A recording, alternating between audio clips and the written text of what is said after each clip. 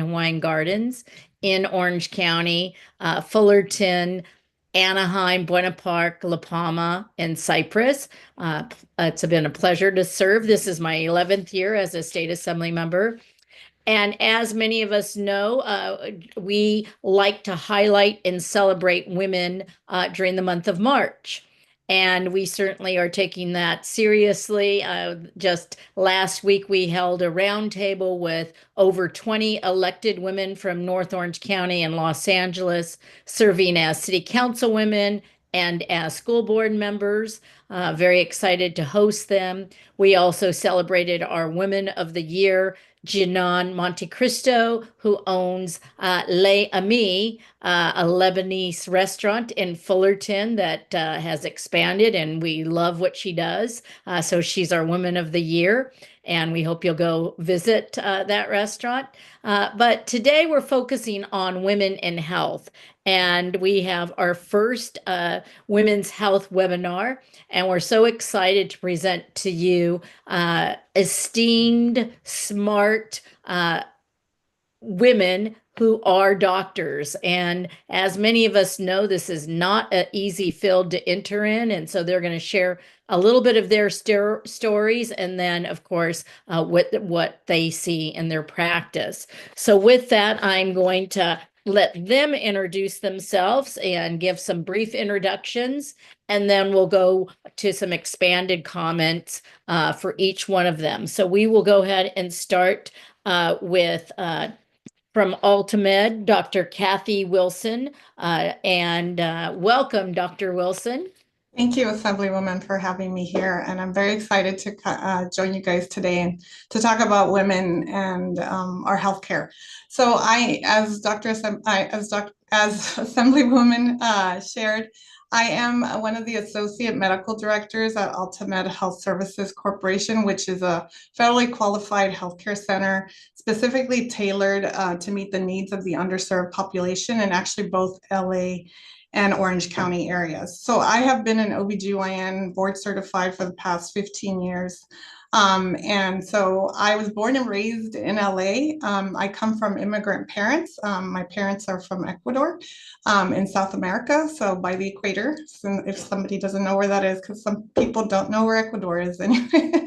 And so I do speak Spanish, and I'm very excited to talk to you guys today about menopause and what we can do about it. So thank you. And then just quick, what made you decide as a young woman to get into the medical profession?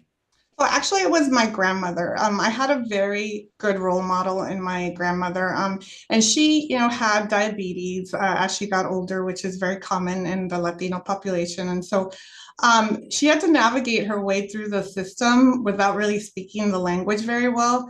And so I actually served as her interpreter for like every healthcare visit she ever went to. So I was with her all the time. She was my caretaker. So I got to see firsthand like how the doctors took care of her, how they talked to her, and just those interactions that she had with each of her doctors was just very special. And she valued them so much, and so it was something that I saw like on a daily, on a weekly basis, honestly, because she was going to a lot of different doctors. So so it just gave me that extra incentive to, I can do this. And so, I studied really hard. My parents, that was the one thing that they said that was the only like kind of legacy or thing they could leave me, was a good education. So they really put that behind me and then said, okay, you gotta do your part, and kind of I just kept going, and I said I can do this, and I did it. So Well, again, congratulations, because we know it's not an easy field to get into, and it takes a lot of hard work.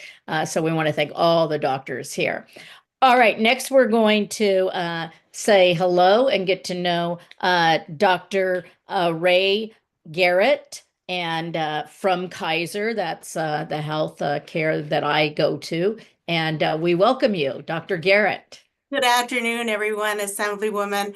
My name is Dr. Deborah Garrett, and I am a board certified obstetrician and gynecologist, meaning I'm a women's health specialist and surgeon, and I am with Kaiser Permanente here in Orange County. I am born and raised in Southern California, UCLA alum. But yeah, but I ended up having a little diversion, went to medical school in Chicago, trained in Chicago, and actually did private practice for 11 years in Chicago before finding my way back home. And I've been here in Orange County happily for the last 20 years, privileged to be a part of this really progressive and fabulous department here in Orange County, where I get to serve over 300,000 of our Orange County females. So happy to be here and excited to share and kind of dispel some myths about menopause. And again, tell us how you decided to go into the medical profession. So I was raised in it. My father was an optometrist. I worked at his office, cleaning the office from the time I was about 13. And I loved the relationships he had with his patients and that continuity and the difference he made in their lives. And so, luckily I was able to excel in sciences and it just was a natural fit. Now, what's interesting was when I went to medical school and when I wanted to pick a specialty, I had not yet been to a gynecologist. I really didn't know it. No one talked about that 35 years ago. It wasn't as out there. We didn't have TikTok. And, but I wanted to be a surgeon. And that was not as readily available as an option for women to be general surgeons. I discovered this profession and realized, wow, this is a great fit. I can take care of women through the continuity of their whole lives and be a surgeon. And so that's kind of how my journey went. When I was in Chicago, a lot of things changed legislatively about 20 years ago. And I decided it was time to come home. And I'm just never looked back. Happy to be a part of the Permanente medical family.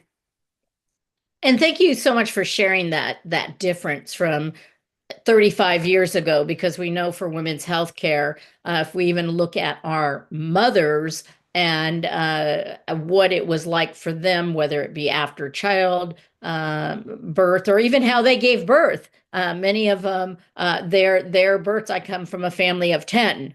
So my mother had many, many children, but it is not the same kind of labor, 25 years later that I had. And as you said, are many issues that we really didn't talk about, and we're still emerging into that. So I'm really excited for your specialty. And then we also want to invite Dr. Courtney Vito from the St. Jude Heritage Medical Group. Welcome, Dr. Vito. Thank you so much for having me, Assemblywoman. I appreciate the opportunity to join you all today. So I'm actually a general surgeon by training, and did further work at USC and became a breast surgical oncologist. And I am currently the medical director for the breast cancer program at Providence St. Jude here in Fullerton. So I come from, like Dr. Garut, a long line of physicians. And like Dr. Wilson, my family comes from Ecuador. And as a matter of fact, my grandfather was the first physician who ever came from an Ecuador medical school to the United States back in the 1940s. So he actually, to be able to be licensed in the segregated Deep South in Georgia, actually had to sue the state to be allowed to become a physician here. And he did train at Duke University. His law is still on the books in Georgia, which provides the pathway for foreign medical grads to become licensed there. And my father is an OBGYN and reproductive endocrinologist by training. My mom is a PhD embryologist, so she worked with him. And she actually made the IVF babies that my dad went in and planted. So women's health care is very much a part of our family. And, when I went to medical school, I didn't know if I wanted to follow exactly in my dad's footsteps. He was at the time a reasonably well-known reproductive endocrinologist nationally, and I kind of wanted to forge my own path and found a beautiful way back to help women in breast cancer. So similar to Dr. Garut, when I started, The university where I trained had about 50 general surgeons on faculty, and only 2 were women, one who left after 2 years. And so there was one woman really by the time I graduated on faculty. And at this point, nearly 50% of the women going in, or 50% of the people going into general surgery are women. So many years ago, when women had breast cancer, they didn't have a lot of options, and they often didn't have women to take care of them. And there's just a little bit of difference with the way that maybe I approach something versus someone who can't internalize all the cosmetic aspects as well as the weight of being a woman. And oftentimes, not always, but oftentimes we lead our families. Women are breadwinners, they are caretakers, they are parents, they are leaders in the community. And it's a really heavy role to help carry a woman through breast cancer now because we have so many options. And the same tumor in one breast can be treated completely differently in another woman, and there's no right answer for everyone. There's always a right answer individualized to that person, and that's what I love about breast cancer treatment. We have phenomenal outcomes now with early detection.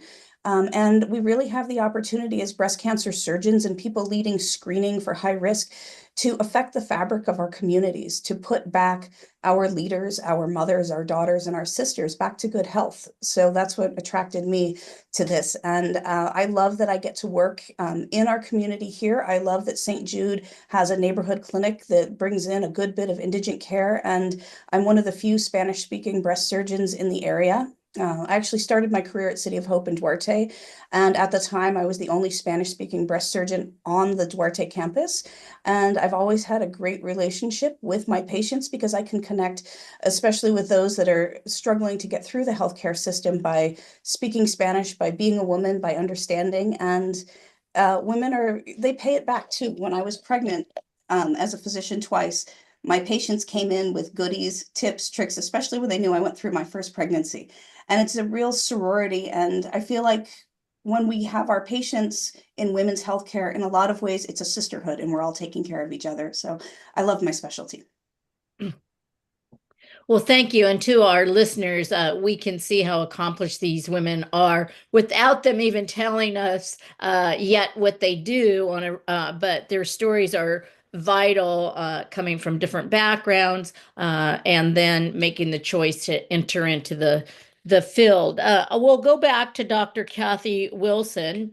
And we know that you specialize in gynecology. And if you can just talk to us about whether it's menopause. And one thing that I will say that it is interesting to me personally is now I am considered the older assembly member, now being in my 11th year, and I'm 62. A lot of my younger colleagues who are now in their 40s, they're talking about it much more than I was at 40. And so I think that that's really freeing for them. And you'll probably even see legislation on menopause. 20 years ago, we weren't. But if you can just kind of navigate gynecology for us. Yeah, I just wanted to let everybody know, like here at Ultimate, we take care of patients of all ages, women from the beginning, they have pediatrics and then they go, and then we take care of their obstetrical needs and we take care of their gynecological needs. And so throughout the time that we're taking care of them, I think like what I feel like I make a difference every day in their lives is because I can help them navigate through all of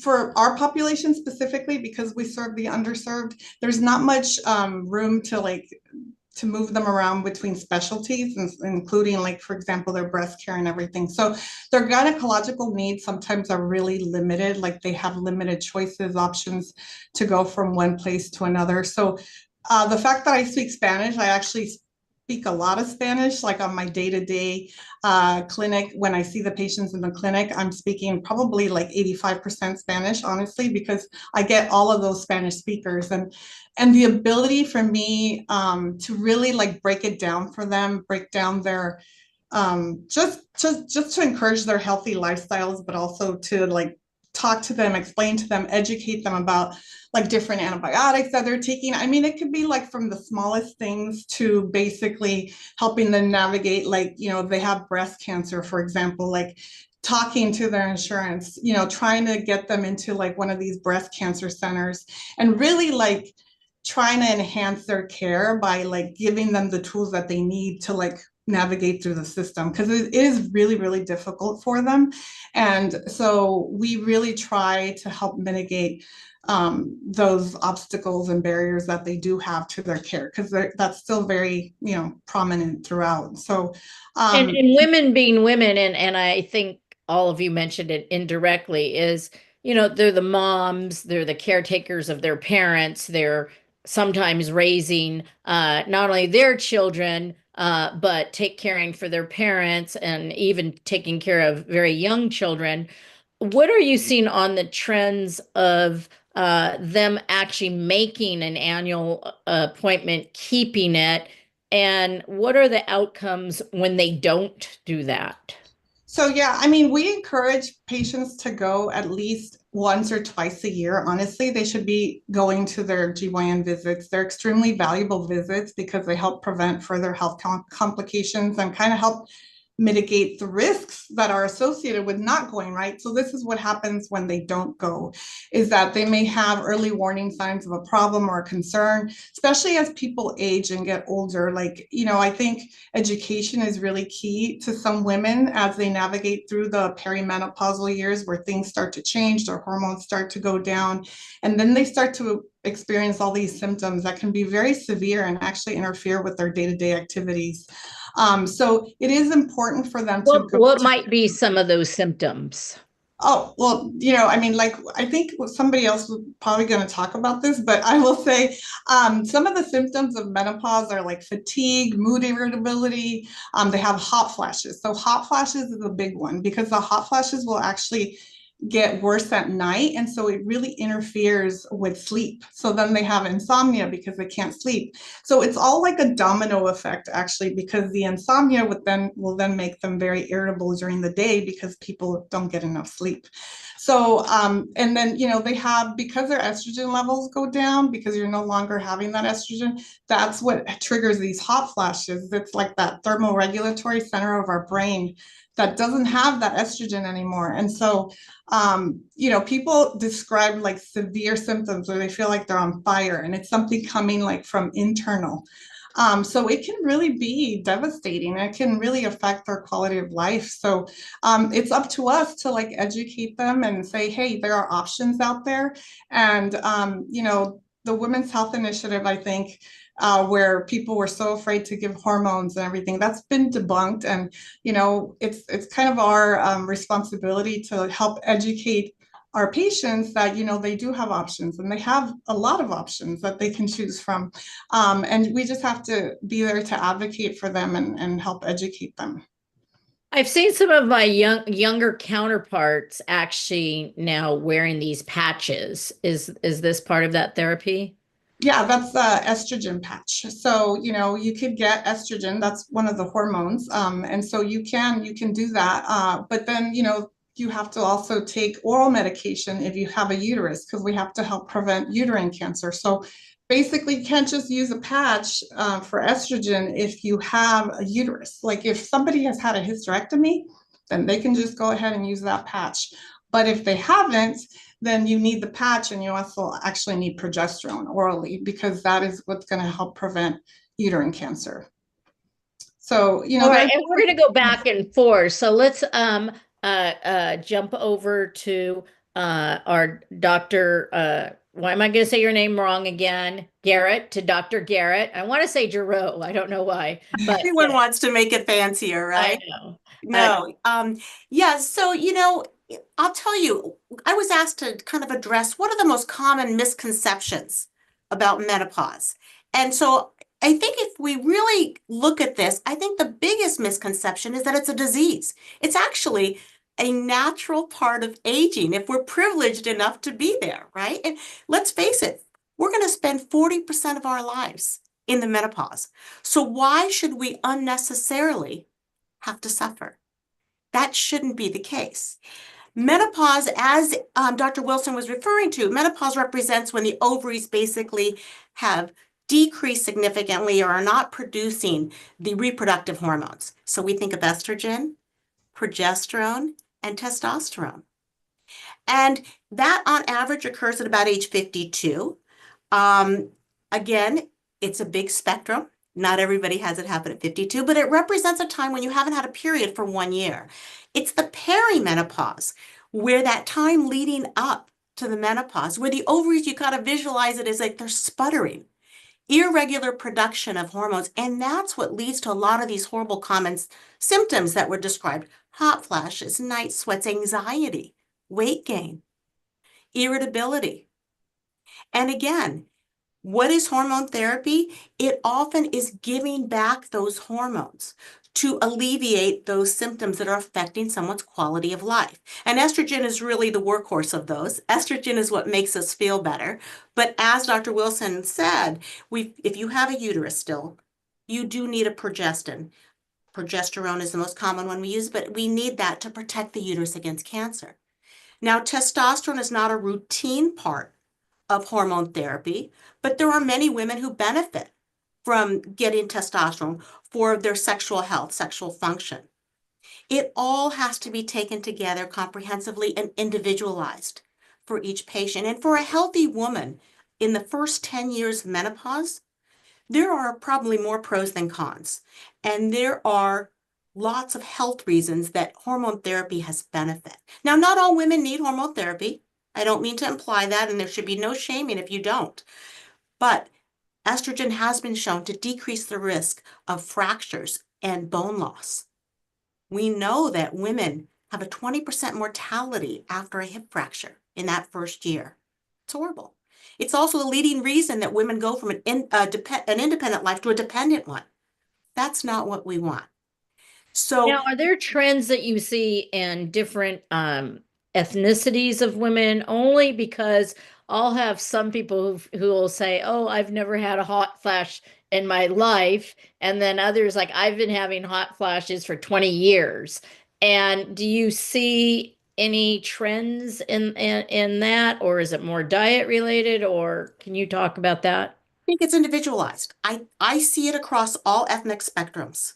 I think the difference is, do they feel comfortable talking about it? And so that you have to breed a sense of trust in your relationship with your provider. I mean, this is a journey, and we have to be prepared to meet these patients where they're at, give them the trust, and to tell us how they're really feeling. And then for us to honestly say, what do we have answers to? What can we help you with? Now, often that might just be diet and lifestyle. Sometimes it's medications. But, we know estrogen, like I said, can help. There's emerging great data about how it can decrease cardiovascular disease if it's given early. And that's the leading killer in women. So we have to be able to open that conversation. The trend, I think, if you ask me about what's trending, I think just the mere fact that we talk about it, I think that's beautiful. This was not something that was openly discussed. And women now feel like, okay, it's okay to talk about how I'm feeling, especially sexual dysfunction. And, we know we have what's called hypoactive sexual disorder. What makes it a disorder is it causes stress and changes how we feel in our relationships. Women finally feel liberated to talk about that. And I see it across all ethnic lines.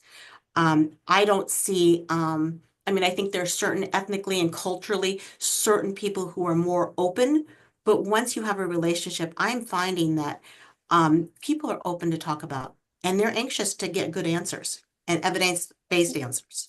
Why are the hot flashes more common at night? I mean, I know some people have them all day long. I'm one of those people in the club that have had hot flashes for 20 years, all day long. There's sometimes I know actually, if I have a glass of wine, red wine, that might bring it on, or certain things I eat, but it's been ongoing forever, it feels like. Well, But they're why definitely a at night? trigger. Yeah, they're definitely a triggers. Alcohol and stress are the two most common. Ah, that's it then. My job. Yeah, right. And I always say, it's not like the stress, like I've got an exam to take or I've got to go speak on a panel with the Yeah. Assemblywoman. It can be like I've just got a really busy day coming up. I've got so much to do today, and you just got out of the shower and you're drying your hair, and all of a sudden you're soaked. Um, so that's common. We know that these are all regulated through the hypothalamus and the thermoregulatory center in our brain. Um, at night, I think it may have to do a little bit. We don't understand it all completely, by the way. We know that there's a difference in our cortisol secretions, in a diurnal, meaning in the morning and an evening, and that may have a role in why they're more common at night. But the great news is when they disrupt your quality of life, we can help. Well, thank you. We're going to jump and start talking about our breasts now with our premier breast surgeon, Dr. Vito. Dr. Vito. So, as far as breast cancer goes, we definitely are seeing increases. We're seeing increases in our younger populations, and we're seeing increases in elderly populations because we have octogenarians and nonagenarians that are healthy enough now to go in and get a mammogram, whereas 20 or 30 years ago, it might have been unusual to find a woman at that age. So, women are living longer, they're living healthier lives, and screening has, in truth, gotten a lot better. There have been a lot of things that have come out about screening with breast cancer, and it's been a hot topic for maybe the last 15 years. So used to just be mammogram once a year starting at 40. And now we know that the one size fits all does not fit all. We know that some women should begin earlier than 40, and we know that there are many women who should begin after 40. And it really is an individualized thing. We're getting better at figuring out who needs what when, and is it a mammogram once a year? Is it a mammogram or an MRI? Is there genetic testing that needs to be done? Because 15 years ago, we knew about two breast cancer genes. We would check for BRCA1 and BRCA2, and those were the women we thought would get breast cancer, like 80% of them do. But those are the two genes. We now test routinely for 85 different genes that can contribute to the risk of cancers. So as we get better at identifying problems and who's at risk, we get better at tailoring who should be screened. And screening is of vital importance because we know that breast cancers are not the quickest growing tumors. They may change a little bit in 3 months or 6 months. The year to get your mammogram, we might see development of an early cancer, but if you stay regularly and on your screening and you have a good high quality center that's offering you the correct thing, like 3D mammograms, MRIs to high risk patients, we often diagnose at stage 0 or stage 1 or even earlier than stage 0, just with abnormal cells. And we know that women who are diagnosed at stage 1 have a 96% and better survival. So if you look at that compared to stage 3, the survival is only 60% with maximum therapy. So early detection is key. And we used to kind of look at women and say, oh, well, you can stop screening now at 70. And now we say, no, we're going to keep screening women who are vital, who are healthy, who have at least a 5-year life expectancy. And because of that, we've been able to reach many more women. We've been able to identify small cancers. Actually, I have a patient I saw this week who was 93 years old, and we found a 5 millimeter cancer. And if you look at her history, you would say, gosh, is it even worth treating at 93? Well, her mother lived to 103, her father was 102, and then she has aunts and uncles that were in their late 90s and 100s. So maybe we are looking at another 10 years of life. And we've become very well aware that a one size fits all screening doesn't fit everybody. And we're tailoring it specifically to our patients, and I will say, as we start looking at what are our risk factors, we used to look at very basic things, and now we're delving into family history, we're delving into advanced genetics, we're delving into density, we're delving into, when did you have children? That matters. So we know women who have their first birth early and women who breastfeed have lower rates of breast cancer.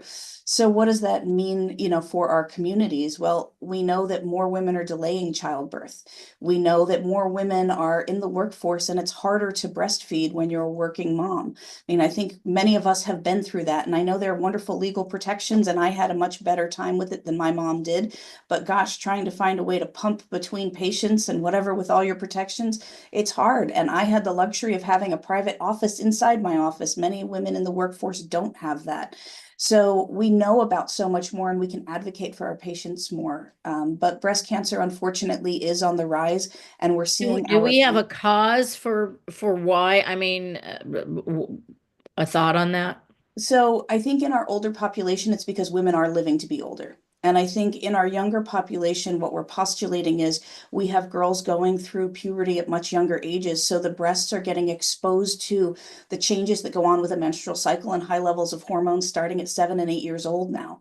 And if you think about the average time to first menstrual period 2 decades ago was about 16 or 17, and it's now down to like 11 or 12. And so the earlier that we start exposing developing breasts to these surging hormone levels, and it seems to be the flux that you go through with your normal menstrual cycle that's a risk. And then we know that obesity, which is a huge epidemic in our country, really contributes. And lack of exercise also contributes. And we have women who more and more are in office jobs and sitting at computers, and they are not up and active as they used to be. So we think that all of these lifestyle choices with processed foods, with sedentary lifestyle, obesity, later menopause, earlier menarche or beginning of their first period, delayed childbirth, less breastfeeding, more now than there was back in the 70s, but certainly not as much as we had 100 years ago, right, when everybody was breastfeeding. So all of this comes into play, and there's a lot of societal pressures that influence a woman's lifestyle that lead to her breast cancer risk. Now, I don't know if this is a myth or not, but I've heard over the years that women with larger breasts could also be more susceptible. Is that true? It's not the size of the breast. It probably has to do with her body fat percentage. And we know that the heavier a woman is, the bigger her breast will be on average, not 100% across the board, but in general. So we would think about more body mass index and body fat percentages that are probably contributing there. Oh, all right. So a lot of interesting things there. So I wanted to kind of do a whole swing back for all of us, but this is kind of the general question, and then we'll take some questions from the chat. But my question is, I've personally become fascinated with this blue zones. I'm not sure if you've seen those documentaries on Netflix. So to our viewers, if you haven't, but they've researched places around the world where people are living into close to 100 years, and I've have identified reasons why, and they're healthy, so they're not just they're not in assisted living, they're thriving, and they've talked about families, um, exercise, things like that. But can you speak to that and the trends that if you, some of you may be having aging parents or you're still raising your own family, that you might say to young, if you want to say mothers or even teenage girls, like this is the menu that could help you keep your health as best as it can be. And since we have Dr. Courtney here, we'll have her go first. Okay, so some of what we think with some of these blue islands, to get really technical, you have these things called telomeres, which is a portion at the end of the chromosome. And as your chromosomes, like your cells duplicate and chromosomes copy over time, those telomeres will shorten. And we think on a molecular level that that's what causes aging and as long as possible. So there's a little bit of that. But then there's also, we know, just if you look at different races, right, there are different cholesterol handling things on a molecular level. When you eat cholesterol, my body's going to do one thing, your body may do something else with it. But we know that cholesterol processing, how we process fats and how our diet is processed, may have a lot to do with that, especially because I think Dr. Wilson mentioned that or Dr. Garut, I'm sorry if I didn't credit the right one, but heart disease is a major contributor to women's lifespan, and it is in men too. And so we know that different people will process their foods differently. And I think that that has a lot to do with it. But I do think that there is something unique. I know that there are populations that are certainly being studied, but on a molecular level, I think it comes down to a degree, what you put into your body and how your body handles what you put in, your environmental exposures, and then a lot of genetics. Thank you, Dr. Wilson.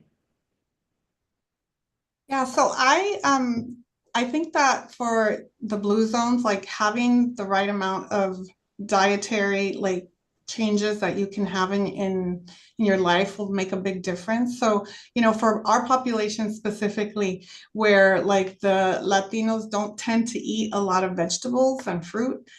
So this is where, a lot of the good phytochemicals come in with the vegetables. They're antioxidants. They have anti-aging properties. And this is where you see a lot of these blue zones. They eat a lot of like very fresh food, things that they grow their own. They're like not processed. And so these are the things that I talk to my patients about all the time. It's like, try to avoid anything that's canned. Try to avoid anything that's like in a box or in a sleeve. Like those things are not good. So I tell, fresh or frozen, especially for our like OB patients and especially for our obese patients.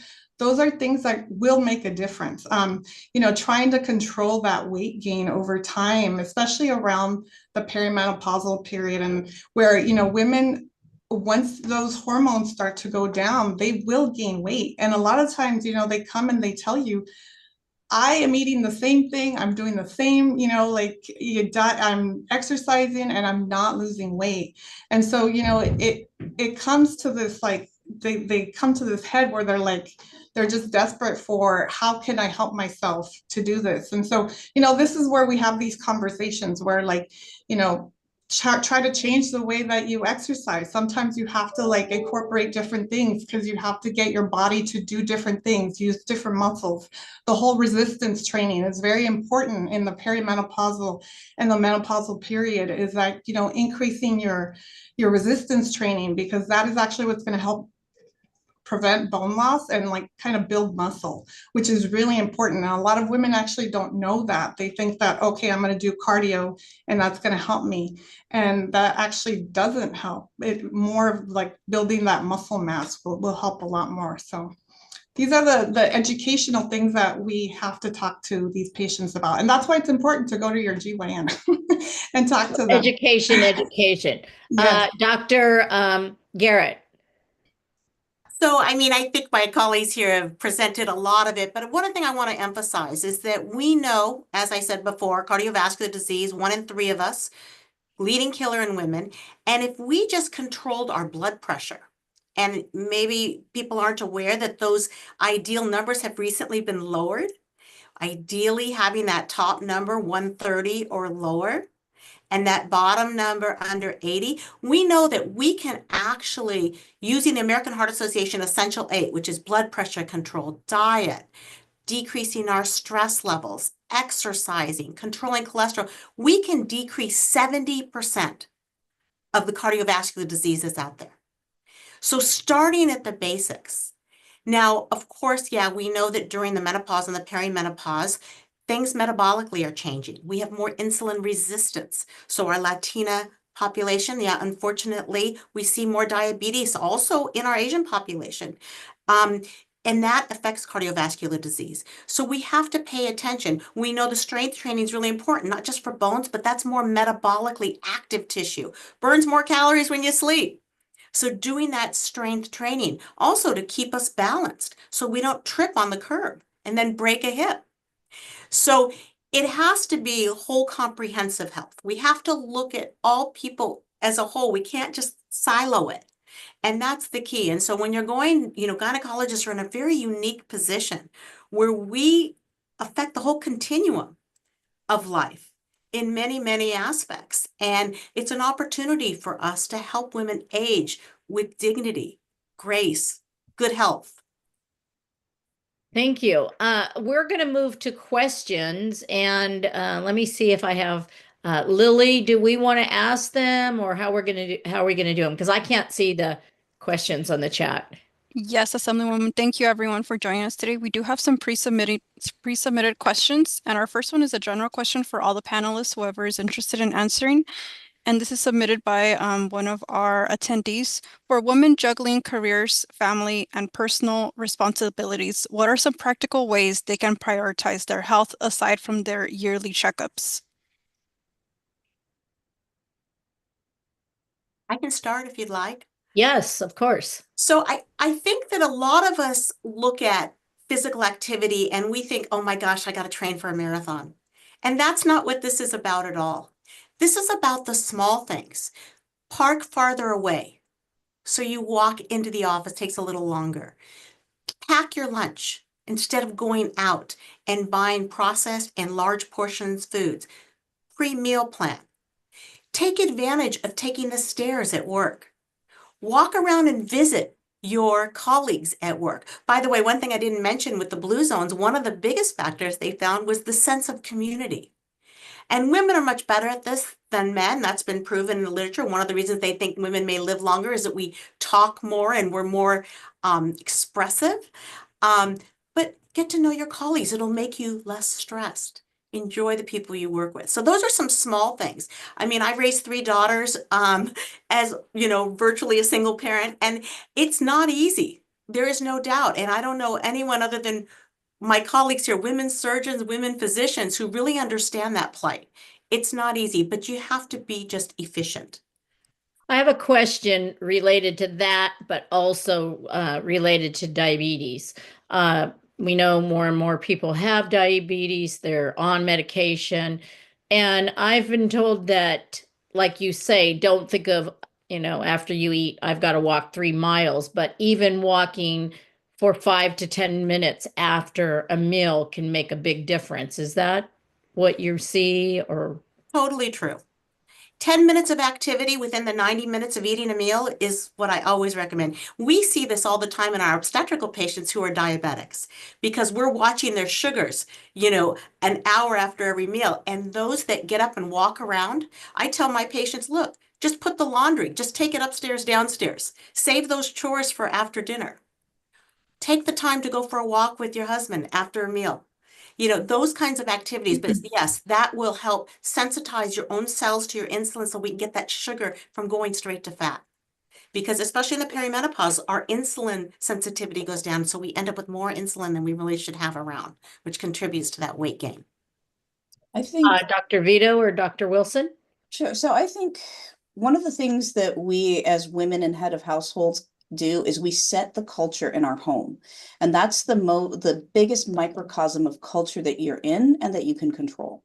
So there have been a lot of studies that have looked at diabetes, and for diabetics whose partners buy into their exercise and their diet have much lower hemoglobin A1Cs, which is what tracks our sugar over time. They have higher exercise levels, lower body mass index. So you can set that culture in your family. And that's the most important thing. And sometimes, though, the most difficult to overcome. So if your husband doesn't want to get up and walk with you, well, then you take your kid. And if your kid doesn't want to go, you take your dog. And the dog has to listen, right? So that's why I have 3 of them. I had to outnumber my 2 boys and my husband 1-to-1. But in truth, it's about taking control of what you can do. But you also have to understand you are not going to be able to sit down and eat a piece of pie and walk for 5 minutes and see results. And I see a lot of patients. So one of the things that I do is the exact opposite of what these other 2 ladies have been talking about. When you get breast cancer, about 80% of them are estrogen and progesterone receptor positive, meaning that those cancer cells look at estrogen and progesterone as a fuel to grow. So those women are no longer eligible for most forms of hormone replacement therapy. And in fact, many of our breast cancer drugs are intentionally depriving women or blocking estrogen and progesterone. So I take all the symptoms that we've talked about and I intentionally make them worse. And we have to talk about that because it comes with weight gain, and it's sort of a paradox. This medicine treats your breast cancer, but you gain weight, and then weight gain is a risk factor for the breast cancer coming back. And how do we break those cycles? And what I tell my patients is every day is a column of positives and a column of negatives. And you can't look at every day and say, I didn't lose a pound today, or I gained a pound today. It's a daily choice. It's something that every day you can say, maybe you still splurge on that piece of pie, do it once a week. If you were 2 to 3 times a week or an every night dessert person, cut it back. If you were somebody who had a glass of wine every night, now we know that more than 2 to 3 glasses of alcohol across a week increases risk of breast cancer. So if you were a wine a night kind of lady, I love you girls, but we got to cut back. And we just look at small wins every day. So if you make a point to have at least 1 or 2 wins in the column that weren't there yesterday, you're making progress. And don't tie your progress to a number on a scale. Tie it to your overall health, how you feel, how you're connecting with your family, how you're connecting with your community and your environment, and be the source of positive change. You know, be the one that starts that thing. Say, hey, instead of a dessert, let's do this. Or I will tell you, when I have a sweet tooth, but I have never met anyone more than my second son who has a sweet tooth. I mean, this child just puts us to shame. And so sometimes the thing is, where we live, we're about 1.5 miles from downtown Fullerton. I'm like, okay, if you want ice cream tonight, that's cool, but we're going to walk there. And sometimes he'll do it, and sometimes he'll say, nah, I'd rather skip it. But we tie it to something. And I found that for women, when I tell them stop focusing on your pant size, because no pant size is the same across different brands. Stop focusing on your weight and your scale. I mean, I see women come in my waiting room and they drop their purse and they take their shoes off, whatever it could be, just to get it down one more and tick on the scale. That's not overall health. And like we talk about, weather is the day-to-day and climate is overall. We have to look at our climate for our health, not our day-to-day weather with what we did today. And if you splurge today, don't take that guilt into tomorrow. Take it as motivation to tomorrow. Have a few more pluses in that win column. And that's where I start to see really big change. Thank Yeah, you. I think like how they, both of my colleagues have mentioned, it's like a day-to-day thing. Try to break things down. Don't look at the overall picture. Just break it down to the small things that you can do that are within your control, right? Like, so I always tell people, energy in, energy out, right? So whatever energy you take in, try to get, if you want to lose weight, you got to get more energy out than you took in that day, right? So, but it's a matter of, like, a lot of women work, they take care of their children, they take care of their household, they have chores, they have, things outside that they're also doing. And so it's like really those small things that you can do that are within your control.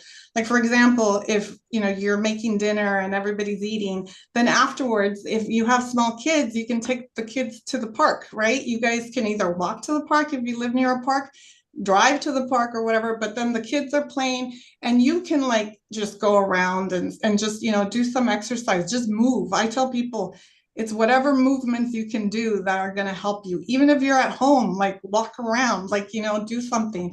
And that, because, we live in a time where everybody is on the computer, everybody has phones, and all they're doing is sitting, watching TikTok, watching their social media, and they forget. And it's like time goes by, 2 or 3 hours have gone by, and you've been sitting there, right? Not moving. So find an activity that you enjoy and do it, an outdoor activity or something that gets you to move. Dance, like, dancing for a lot of people, music is so motivating. So if that's something that you want to do, then turn up the music and start dancing. That is a great form of exercise, and that will help you a lot. And it also, engages you, makes you happy, so these are things, small things that you can do, but it will make a difference.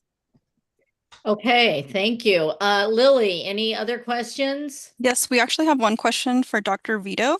What are some advances in breast cancer treatment or prevention that women can expect? Oftentimes, women put aside mammograms. Is there anything you can share that would ease up the attendance to receive the treatment? So as far as mammograms, I'm in a little secret as somebody who is in the field. I don't like them either, but it's very short. When you have a good tech and you go to a good breast center, the exam can be over in 10 or 15 minutes. And it's not comfortable. And trust me, almost all of our techs are women. Almost all of our techs and our radiologists have been through them as well. But when we look at mammograms, people say, no, I will do an ultrasound because it glides over the breast and there's no squeezing.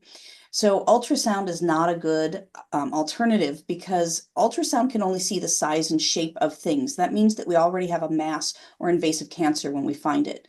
Mammogram can pick up these little things called calcifications. They're about the size of a grain of sand. And with that, when we see those little grains of sand, that is the first start of breast cancer. It's usually atypical cells or precancerous. It's not full-blown cancer. So mammogram gives us the best shot to beat the cancer before it really takes root. That can't be reliably seen on an ultrasound, and even MRI, which is another option, not so good. So mammogram overall, it is not perfect. And we all know that it's not perfect. And, you know, there's definitely studies that show the shortcoming of mammogram, but taking all the pluses and minuses together, the overall balance is that mammogram is beneficial. The good news is, after the ACA was passed, federally, screening mammograms should not be of any cost to a woman who has insurance. And for a woman who doesn't have insurance, the Every Woman Counts program is out there. There are many programs that offer free mammography or low-cost mammography. So it's easy screening, it's available, and all said and done, not perfect, but it's the best we have. It can often be done in conjunction, though, with others. So again, like we talked about a little bit before, some of the biggest advances is in early detection. Mammogram used to be 4 views, 2 in each breast, and it's still acquired that way. But 3D mammography, which is essentially the standard now, takes hundreds of images through the breast while it's in compression, and we can page through the breast. We can actually look through some of the density. So that's been a huge advancement because it's made mammogram overall more accurate. There's something called sensitivity, meaning mammogram should pick up everything, and then specificity, which is where mammogram would fall down a little bit. It would pick up a lot of things, but a lot of the calcifications we end up biopsying aren't anything cancerous.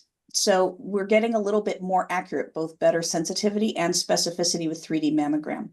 The other advances that have been phenomenal, like at St. Jude, we have a screening program. So when you sign up for a mammogram, you're also going to get a chat bot that interacts with you and says, hey, who in your family has had breast cancer? How many biopsies have you had?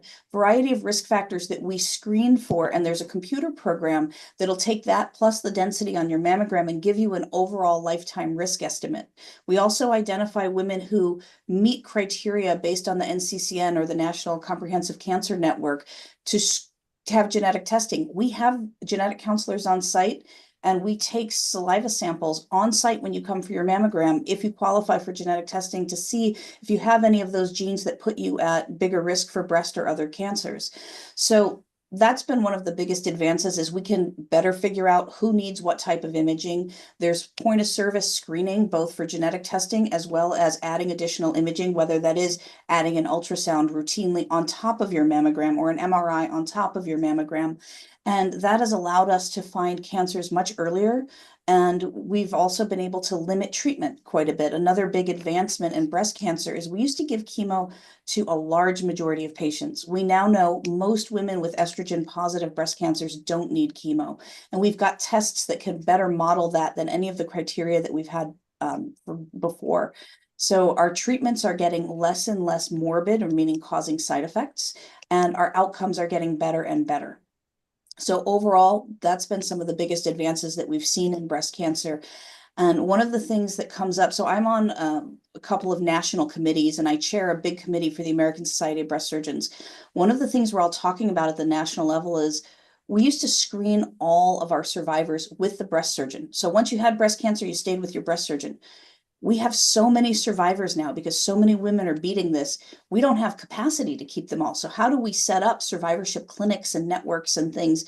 So that's been one of the things I've loved watching over the course of my career is, hey, there's so many more survivors. There's so many more women that are living active, healthy lives that we almost don't know where to put them all. And we're working it out, and there's new specialties that are actually being developed for people to train. We actually, thank goodness, have one at St. Jude who just did a fellowship at Mayo Clinic. She's an internal medicine physician by training, and she spent a year doing a fellowship at Mayo Clinic looking at the spectrum of benign breast diseases, but also survivorship and what do patients need, as well as how can patients limit their risk. So as that specialty, and now it's only offered at a couple of places, there's probably 4 or 5 slots a year to train a physician in that.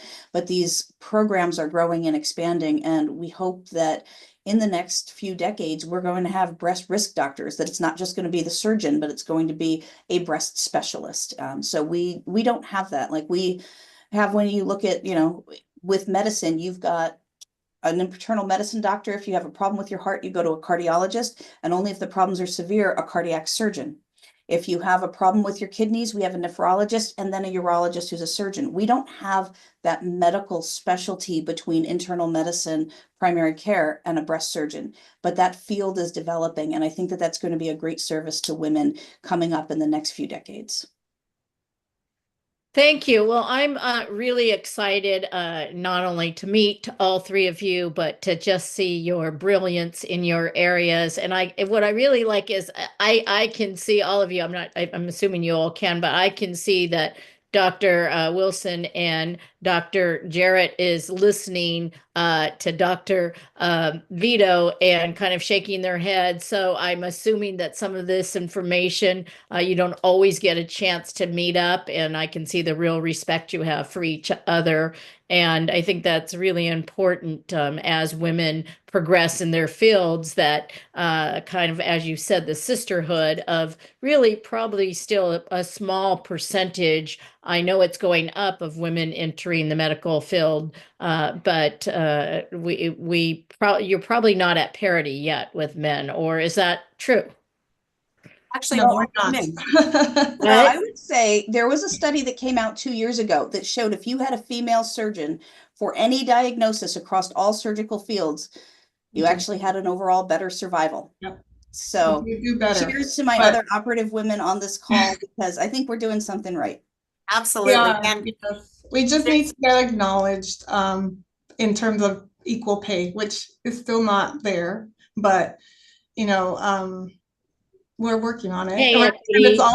it's always something that, needs to be in the forefront, because yeah, we do a lot, and I think we put our heart and soul into it. And as women, we experience it too. And that's kind of one of the things that I talk to my patients about all the time. It's like, you're there, I'm there too. Like, I have to go through these exams just like you do too. So it's like I know exactly how you're feeling. And that really gives a sense of that sisterhood, of that like camaraderie that we have with our patients. And it's something that is invaluable and really like makes a difference, I think, in our interactions with our patients. the statistics are favorable. We have more women in starting medical school than men now. Yeah. My daughter being one of them. And so it's really nice to see that ratio, go over the 50% mark. Well, speaking of that, we're going to be wrapping up, but of parity in the California State Assembly and State Senate, the women achieved parity as far as being elected in Senate, and in the State Assembly we're one short of parity to our male colleagues. And when I started in 2012, we were about a quarter, at 25%. So we have made progress.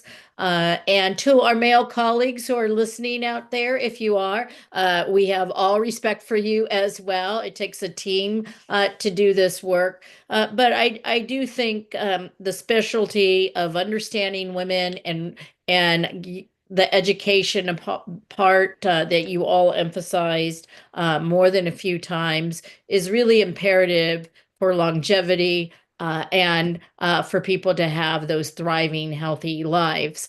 So with that, I'm inspired in this month of March by meeting all three of you and also celebrating women. I want to thank our team who's put this together. Lily there's Lily, and I think Bella, she's another one of our team members that have put this together. But we appreciate you, and we thank you for taking care of our women. Thank you so much. Thanks for having me. Thank you Thanks for having us. And thank you for representing me, because I'm one of your constituents and you had my vote in the last election. Thank you. I appreciate glad it. to see My last election, but thank you. I'm termed out. Thank you. Bye. Thank you, everybody. Bye, everybody. Thank you. Bye-bye, everyone.